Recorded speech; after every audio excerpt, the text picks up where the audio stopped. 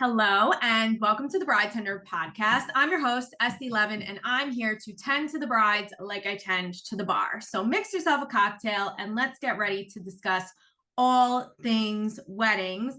I'm back here today with Elizabeth Wexler, who you guys might remember because we spoke about 3 years ago, like well in the thick of the pandemic. And so much has happened in her life since that last time. You know, her business has boomed. She opens a second business. She got married. She had like a second wedding reception. Like she's All true. she's like, you know, the busiest like girl about New York City right now. So, Elizabeth, first of all, thank you so much for coming on today. Thank you, Estee, for having me. What a treat. Thank you for making me laugh on such a hard week. It has been a crazy time in the world. And I feel like it's something that, of course, we need to kind of touch on. It's been like an awkward thing to sort of touch on. But I think it's so important. And as people in the wedding industry, it's important for us to talk about it, but to also just like, you know, kind of state about how like even like the way the weight of the world is like in serious distress. But I think like we learn like growing up, especially being Jewish, that like you have to still celebrate the monumental moments such as a wedding. Agreed. And I would love to kind of get your take on all of this. Yeah, I mean, I'm just gonna preface like I'm not gonna give you my opinion on worldviews. I'm gonna more like speak on the wedding related aspect of it. But I mean, I think a core value of being Jewish is is being Jewish. And so it's really important right now to, and of course this is like related to some of the Jewish weddings I have coming up, but I think it's really important to continue being Jewish because so many people want Jews to not be Jewish. So the way that we're speaking to our clients about this is, of course, like a lot of Jewish people right now are waking up with like a punch in their gut every morning, the dread of going on Instagram, like what happened overnight. Yeah. Remembering there's 199 of like our brothers and sisters held captive unknowingly. No one knows where they are, if they're okay. You know, my dad's Israeli, like my group chats are going bananas and we're all in it together. We all have the same situations going on. And so on one hand, it's like clients are coming to me like, how could I possibly have a wedding in all of this? Like I feel the feelings like, and Yeah. on the other hand, I'm like, you better have the loudest, can I curse on this? Yeah. I'm like, you better have the loudest fucking horror, the proudest fucking horror, the craziest fucking horror, because like for what? Like they're not going to silence us. And Right. so there's this like, yeah, we have to like sort of compartmentalize because we have to feel joy to do that. You can't just be depressed and have a horror, but I think it's more important than ever to be Jewish. And the way, you know, I'm not a religious Jew, but the way I'm Jewish is like through weddings or going to holidays or going to like a bris. That's the way I show my Judaism and experience it. So more than ever, we cannot dim that light. I feel like actually we have to be brighter about it, louder about it. Yeah, no, I agree with you. A question actually came in for you that kind of relates to this a little bit, which is how, at a wedding, do you kind of like memorialize in a way, like, maybe people who have passed or anybody in like distress right now at like that celebration?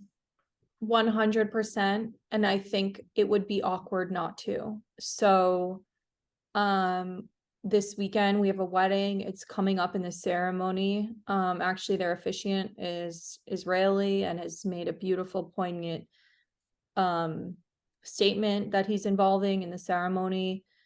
I think if you're having a Friday night dinner, which a lot of our clients choose to have like a Shabbat dinner before the wedding, Yeah. Then a lot of people are lighting an extra candle with your typical Shabbat candles, in honor of all the people that aren't able to light a candle.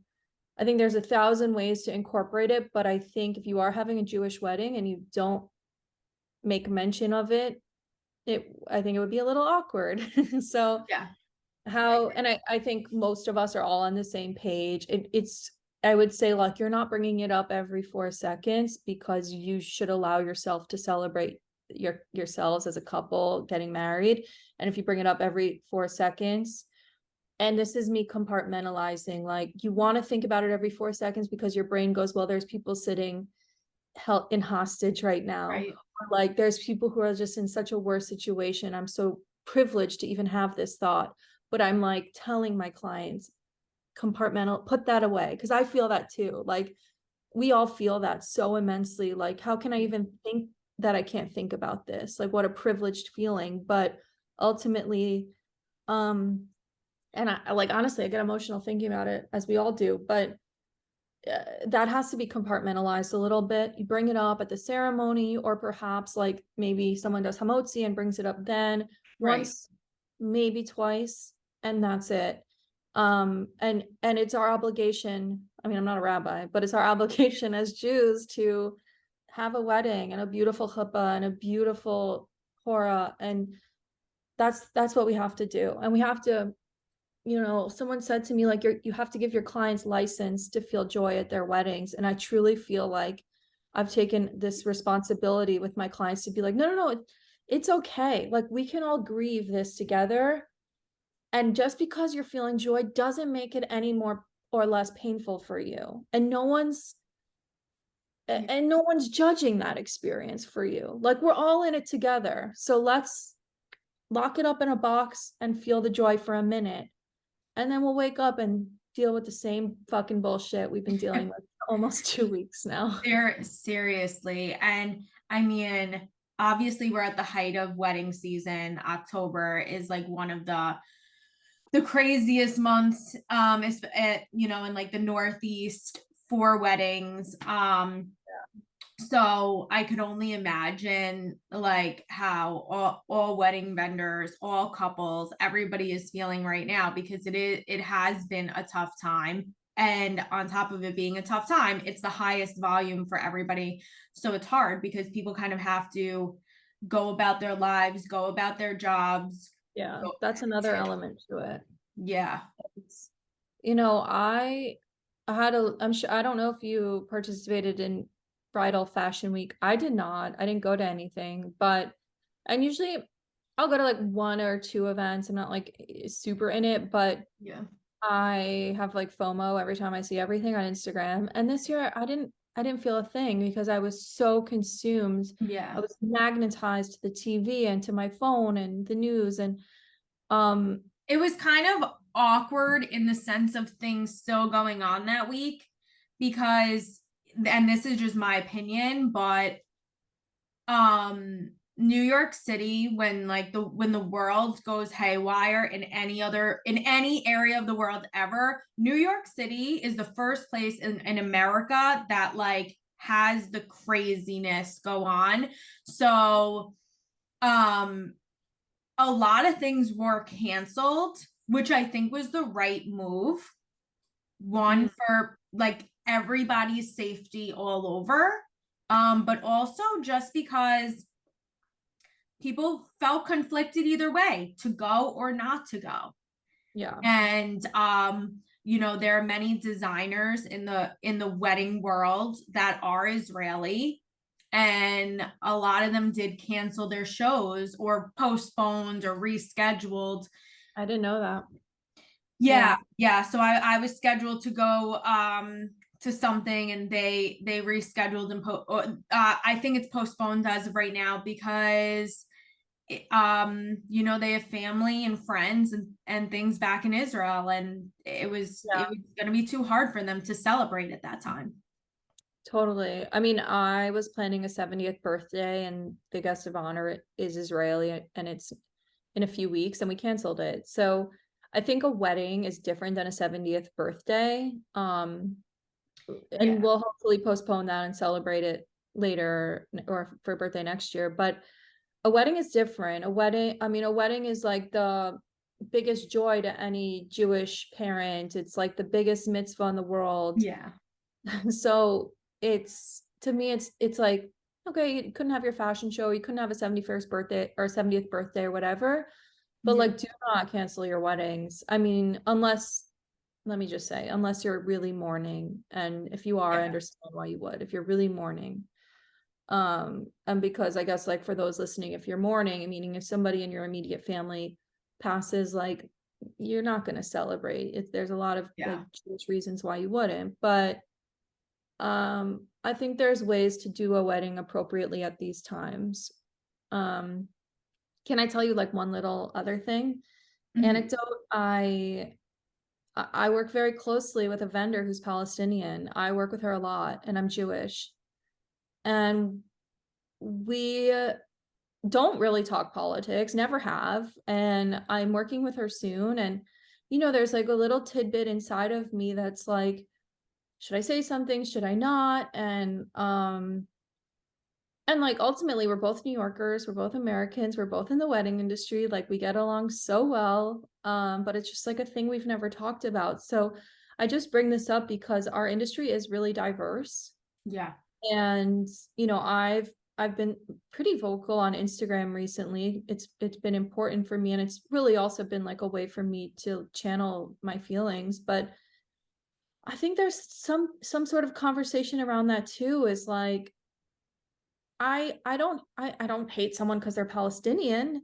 She hates Hamas probably just as much as we do, Right. but and that's really the message here. But there is a little bit, and this is me being like super honest with you. There's an ounce of me that's like, you know, I should probably say something, because our families are probably both suffering the same way, Yeah. or different, same, whatever. But that is a thing I think that we're dealing with as vendors as well. And then with Yeah. clients who perhaps have like, it's very rare that clients book someone with a drastically different background than themselves, but it happens. Yeah, it does. It does. It's really about who you click with. And sometimes that goes far beyond, religion and Yeah, ethnicity. It goes far beyond that for sure. totally. Yeah, so that's like a thing I've been sitting with as well. Um, and then I would love to like, so I had a client post something on Instagram. I'd love to read it to you and get your feelings on. Yeah. Okay, so she wrote, and I feel like this is like why we're having this conversation in a nutshell. She wrote, I'm getting married this weekend, and while I should be feeling beyond joyous right now, my heart is completely shattered. The pure hate I've seen for the Jewish community is gut-wrenching. I'm a proud Jew. I've never felt the need to hide that. Last Friday, I experienced two separate instances where I felt like I had to hide my true self, hide the fact that I'm a proud Jew who supports Israel. I've been struggling with the fact that I'll be celebrating this weekend while the world is crumbling around me, but the Jewish people will prevail like we always have. We will continue to celebrate life's mitzvahs, including this upcoming one. We take solace in the fact that we'll be having a beautiful Jewish wedding surrounded by our loved ones, signing the ketubah, standing under the chuppah, wrapped in talit with my wonderful brother-in-law, a proud Israeli marrying us, reciting prayers, dancing the hora, and honoring my parents during a mazinka has never felt more important than it does today. So, I mean, like, that almost made me cry. Yeah. Yeah. um, I mean, it's I can see everything that she feels. Um, but she deserves to have an amazing day. She deserves to be celebrated. It's a once in a lifetime feeling, usually, hopefully. but um and you deserve to feel special and loved and proud and happy on that day. You really do. And I get how she's feeling about like just feeling scared and sad and like distraught about everything in the world. And I agree with all that. I personally, there are certain instances where not only do I feel like sad or angry, I do also feel scared. I do. Like there's certain instances where I'm like, you know what? It really sucks that I have to fear for my safety, Totally. Yeah. you know? Um, I think a lot of my Jewish friends have come to me at different points in the last 2 weeks with all these different feelings, scared, nervous, but also angry. Like, and I guess it's like if you Google grieving, like we're all feeling the different stages at Yeah. different points in time. But yeah, and I mean, I think like as a vendor, as a planner, so much of this week has been conversations like that. And I have a wedding tomorrow at this weekend, and I said to the venue manager something like, she's like, you are like, how are you doing? Whatever. And I'm like, honestly, I just feel like a therapist this week. Like it's Yeah. taken it's taken the stress of the job to the back burner. Like meaning, okay, yeah, I owe you like final guest counts, but like if my client's calling me with questions like that, that's taken priority. And Yeah. it's just kind of like put things in perspective as a planner, as an industry. Do you know what I mean? Like in Right. terms of the actual like day to day. Yeah. No, I hear you absolutely. But I do want to touch on, kind of how you said at the beginning, like about, that we have to do the horror, we have to be proud of it, which like I wasn't even thinking about any of that, but it really is so true. It really Yeah. is so true. Like, um, I feel like we will like prevail, just like how that girl said, like we always have and we will continue to. Um, but it's definitely been a crazy and wild and sad and scary experience. And the fact that like it's not even anywhere close to like feeling any settled or any better. Yeah. And that's part of the reason, sadly, that I am such a proponent of like feeling the joy at your own wedding, because if we knew this was a week of war, right? Like the 6 day war, like Yeah. we knew, if we could see into the future, but we don't know. And we have to we have to have a sense of normalcy. We Yeah. can't be mourning and grieving 24/7. And believe me, we all are. Like we all are carrying so much heaviness and weight with us into every meeting, into every interaction. Like Yeah. none of us are sleeping. None of us are like, what? I mean, I haven't watched I'm a big Bravo person. I haven't watched Bravo in like 2 weeks because I just sit and watch the news, scared Yeah. shitless of we're gonna read next. So, and I'm saying me, but I know it's our entire community. Yeah. So Well, it's feeling like also a little nervous to like leave the house or leave your apartment or leave and just not knowing, yeah, not knowing like what you're going to hear next or see next. yeah, that's true. You know, I think like I'm definitely more alert right now. Um, I saw your Instagram like not taking the subway, and I still take the subway, but like I have I'm definitely, my eyes are open. I'm not on headphones. Like I'm extremely alert. So Yeah. I mean, I listen, I go to the city all the time. And for the most part, I drive in, I park wherever is like closest to where I have to go and then walk from wherever. But even, just even walking around, like there, I feel that sense of, nervousness. I'll be honest, I've felt that since the beginning of the pandemic for like other reasons, just like working in the city and feeling a little bit unsafe. Um, which I was never like that before. I went to college in the city and everything. So I always and I would take the subway all the time. But I've definitely had instances that have made me feel more cautious or have to be more cautious. And yeah, and it's definitely, I think as long as you're like very aware of your surroundings. Yeah. I had so I'm a guest in a wedding. Sorry, those are my dogs shaking around, but I'm a guest in a wedding next week, like the 28th. And it'll be, well, first of all, that friend of mine texted me. She went to her fitting at Bergdorf last week, like during like the start of all this. And Yeah. she like bought pepper spray before she went, because it was like that Friday the 13th when there were all these warnings. Oh, right. Mm-hmm. And she's like a really like kind of like, nah, I don't like, whatever, I'm just gonna go do my thing. So she went regardless. I probably would have canceled a trip to Bergdorf when there were all these warnings in Midtown, Yeah. but she went and she was like, oh, it's fine, I got pepper spray. But like it's just mind-boggling that that's what's going through people's heads. And like she made Yeah. a special trip to buy pepper spray before going to Bergdorf. Like it's crazy. Yeah. Yeah. No, we're definitely living in crazy times. I'm hoping that things will feel somewhat better or like, soon, but I think just knowing like the things that we know and the things that we've grown up hearing,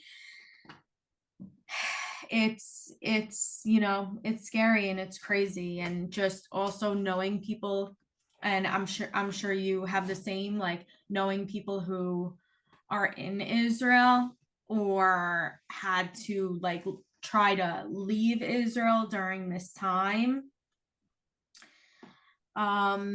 Yeah, no, it's stressful. Like I feel like I don't even know what to say, honestly. Yeah. Well, we suffered a bloody massacre, the bloodiest, most disgusting human savagery I've ever seen or witnessed. Yeah. And I didn't want to like talk about my feelings on that this whole podcast, but I just wanted to say it once. It was disgusting, like horrifically disgusting. And so and there's an element that we're all dealing with, which is like the media story and the two sides. Regardless of all of that, we suffered something really, really horrific. And I think we all need to like, and especially anyone on this podcast who are listening, who's planning a wedding, like give yourself some time to kind of process that, because it's just something that we thought in our lifetime I never That would we have would experienced. never see. Yeah, Yeah. that we would never see. And, And and our grandparents, well, mine and many, I'm sure I have no yeah. idea yours, but are Holocaust survivors. And Mhm. we grew up a generation away from that and thinking like this will never happen Never again. happen. Yep. It almost unimaginable. And now 6 million Jews didn't die, but we're on the cusp. So like my point is I just think to rush over this or pretend it's not a thing, it's a thing. And like give yourself the capacity and the allowance to feel the feelings and acknowledge what's going on. And also be able to feel the joy that you're getting married and like what a blessing that is. And honestly, all of this is going to be easier with your partner. And so like find some joy or blessing in that in and of itself. Now, I want to ask you something too, because I think like a big part of growing up Jewish is learning and knowing about giving tzedakah, which for anyone who's listening to this, that is like donating to charity, which doesn't always mean money. Sometimes it means time, sometimes it means materials. And I wanted to ask you because I know that you were collecting supplies, or like working to collect supplies to donate, and I wanted to know kind of anywhere that you think that our listeners should consider donating to. Yeah, so actually my dad is Israeli. I grew up going to Israel, been there more times than I can count. I was there last summer with my husband. My sister was doing a collection of stuff, and she organized like a freight plane of diapers and breast milk. It was crazy. It was Wow. absolutely Yeah. amazing. It took over her entire house. She had like 1,000 people volunteering. And so that's over. The plane left. But anyway, I really like to give to Magen David Adom. I think it's a really great organization. It's like or Hatzolah, which is like the Mhm. so these are like the American Red Cross equivalent, and then the Right. ambulance equivalent. I think those are really good organizations to give. I'm certainly not an expert, so don't come at me if they're like not. But I've given to Magen David Adom because Bloomberg I don't know if he still is, was matching donations. So it's like, Wow. go get Yeah. the That's donation huge. matched. Yeah. Yeah, I always tell people, I'm on Long Island, and there's somewhere on Long Island like that is the National Council of Jewish Women, which you can donate like clothing, home, like household things like that. You can donate all of that stuff, and whatever they sell it for, all of those proceeds go towards Jewish organizations and federations. And obviously right now so much is being sent toward Israel. So I'm always a big proponent on like clean out your closet, whatever you're not wearing, whatever you're like, donate it to like people in who need it. But if you're able to donate it where like any proceeds that are made from those sales go toward organizations, like now is 1,000. It's always the time to do it, but now especially is the time to Yeah, do it, that's a good idea. Not spring cleaning, fall cleaning. Fall cleaning. Yeah. I have to do it like once a quarter. I do. My closet becomes out of control, can't find what I need. And then I'm like, okay, like, let's just take a day and like get through this. So, yeah. So, um, but I definitely appreciate your time today. I know it's been a crazy time. I'm sure you were crazier than ever, business wise. And, obviously we had a more serious discussion podcast today, but I do also want to just like touch on the fact that you have a second business, which we, haven't, we need a whole other episode for that because it's really not like something that everybody can use, but that you're working on Spennie, and Spennie is an online registry. So instead of like your Zola or like doing separate registries with different stores, you have Spennie going on, and people can register for the items that they're looking for. Yeah, I love that. Basically what we do at Spennie is we discover really unique brands, and we enable you to discover them in the registry process. So we have a marketplace where you can find unique retailers and e-commerce brands. So there's this whole brand discovery element, and really unique products. So not like the boring Cuisinarts of the world, just really, really unique things that you should register for. You should get yourself like a trash can if you need a trash can, and then like register for a really beautiful vase or a really beautiful serving bowl, all of which are really unique items that are harder to find, honestly. So we do a lot of sourcing and scouting, and we're really thoughtful with the marketplace. So it's spennie.com, SPENNIE. And if you sign up and send us a DM, or if you sign up and we'll find you anyway, we'll give you a free consultation. We'll talk to you about anything related to your wedding. I pretty much offer it to everyone, and it's an amazing resource because we usually charge for that. Well, I have to say, you are a woman in business, a woman in tech, a woman in weddings. Like you're really just taking the world by storm over here. You know what? You and me both, Estee. I feel like we met 3 years ago, we had these like parallel lives. We would like find each other. We both got married. We both started our side hustles. They became full-time. They became side. We Yeah. were like this. So I'm your biggest fan, and I have loved growing in this industry alongside you. Oh, well, thank you. I very much appreciate that. And I love seeing how much you're doing because you really are doing the most. And I also appreciate you coming on today to talk about a topic that, yes, has to deal with weddings, but also has to just do with what's going on in the world and touch on it, and like not being afraid to say how you feel and like like put like your emotions on the line as well. Sometimes I think for a lot of people it's like really hard to be vulnerable and say how they feel, but the truth is this is going on in our world. It's important to talk about no matter what business you're in. But Yeah, of course we're in the business of joy and celebration, and sometimes like you have to discuss the hard topics that are going on in the world. You can't just ignore it. absolutely. I agree. And unfortunately, this is our reality. So it Yeah. is what it is. Yeah. Yeah. Well, hopefully next time you come on the podcast, we will be in much brighter times. I hope so. I Yeah. hope so. I will obviously be praying for that because that's really my only prayer going on right now. Just that we can that that the world will be in a better place for everybody and for the future to come.